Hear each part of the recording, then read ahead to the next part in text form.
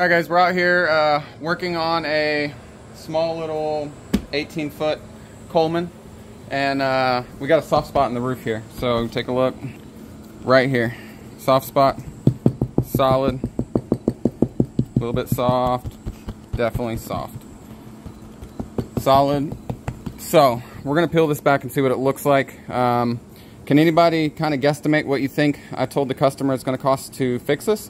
So he knows that doing the whole roof is the way that you should do it, but what do you think that we're going to charge just to fix this spot? Alright, so to fix this soft spot, first thing I'm going to do is I'm going to take the screws out of this molding, probably to about here, just so we can kind of pull it back a little bit. We're going to pull the screws out of this molding, probably to about right here, pull this back a little bit. And then same thing on this side rail. We're going to take these screws out probably to about right here and just pull this back a little bit. And we're going to remove this. So that's what we're doing right now. We're going to go ahead and scrape the sealant off of there to expose the screws.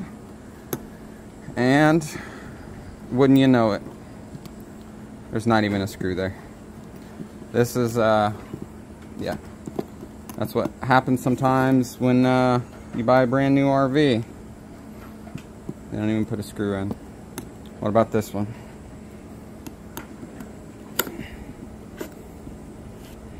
Oh, there's a screw there. See him?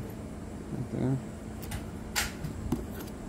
there. So, what do we got? Yep, there's a screw there too. But look, I was trying to scrape this, find the screws here. This corner. Right here in that hole where there clearly should be a screw. No screw.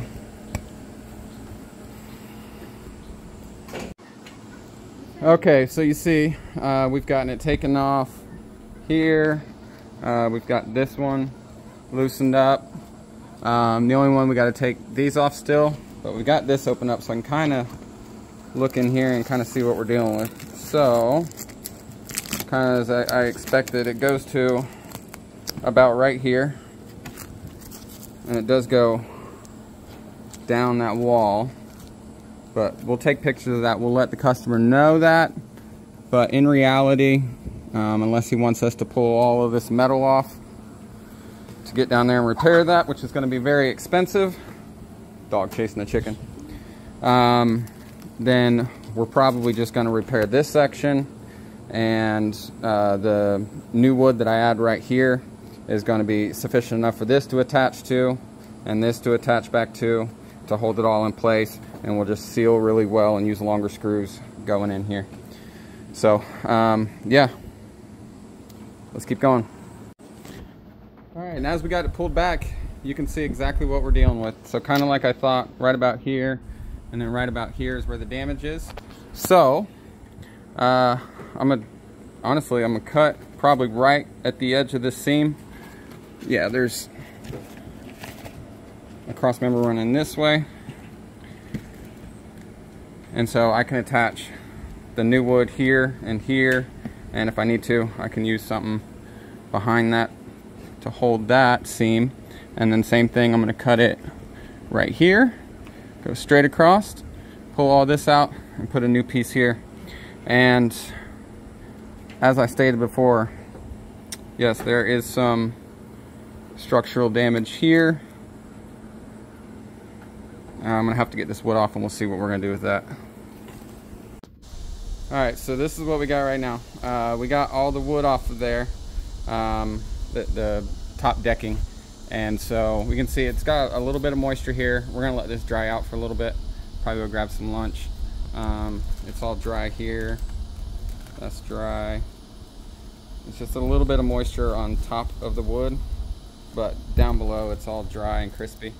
So it's been underneath this covered area for a while. I think, you know, maybe just whatever water can come from here at an angle, a little bit got to get it on top of that board there. But so what we're gonna do now, I'm gonna get the customer on the phone and see what he wants to do about this. I'm sure he's just going to want us to put the new decking on it and call it a day, because they just kind of use this here at their house for guests and stuff to stay in.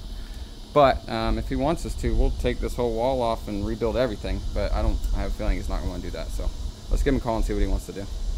All right, and as expected, you know, the unit is probably not worth any more than 8, 9, 10 grand. To pull all this rear wall off and rebuild all that framing all the way down this corner here, it's just not worth it. So we're just gonna use longer screws here to hold this molding back in. Probably some adhesive sealant back here as well to kind of hold everything together in this corner. And then we're just gonna redeck it, fold this back over and put everything back on. Yeah, let's get it done. All right, so after adding the piece of wood on here, we cut it out to fit the profile and everything. I'm gonna put some screws in it, and then we're gonna clean all the dust off, of course, get all of the little chunks of wood off of the fabric that's on there. And we're gonna put some tape over the edge here to cover this rough edge, and then we are gonna start gluing this fabric back down. All right, so here we go. So here's what we got so far. We got the fabric laid back down.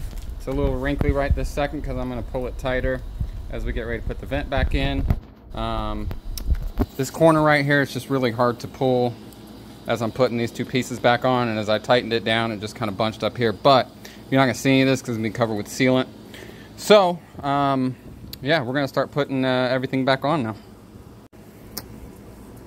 All right, and we're getting things back together and getting things sealed up. So yeah, it's looking pretty good. You know, as normal, when this starts to dry, it makes this wrinkle up a little bit. But over the next few days, it'll actually smooth out. Once that sealant dries completely, we still have to go back along this edge with some non-sag, and I want to touch up this little area here. But other than that, that's what it takes to fix that little corner there with some water damage. Now, a part it didn't show was that on this molding, we actually squeezed a bunch of, I don't know where it went. It's like PL Max construction adhesive, and I actually kind of just filled, I put a whole bunch back here, and my thought is, you know, as it hardens, it's all going to kind of gel all this together, and then the screws are in there. The screw up here is actually through the new wood, so this is kind of holding it in place while all this dries. Once it does, I think it's all going to dry, you know, solid. And for the customer, we're going to go ahead and run new sealant along the rest of this. But other than that, yeah, we're about done. All right, and so here is the final result. Come up here. Now, I do got to clean off our dirt. I need to grab a broom, but completely solid. We went ahead and did the whole rear rail form, even though we didn't mess with that. And then we got our sealant here. I put sealant over each of the screws, sealant on the screws in the rear. So, and then we went ahead and touched up a few spots on the rest of the roof sealants as well. So all in all, came out pretty good. Definitely a good solution instead of having to put a whole entire new roof on it. So if you guys just have a small little corner spot, that's always an option for you.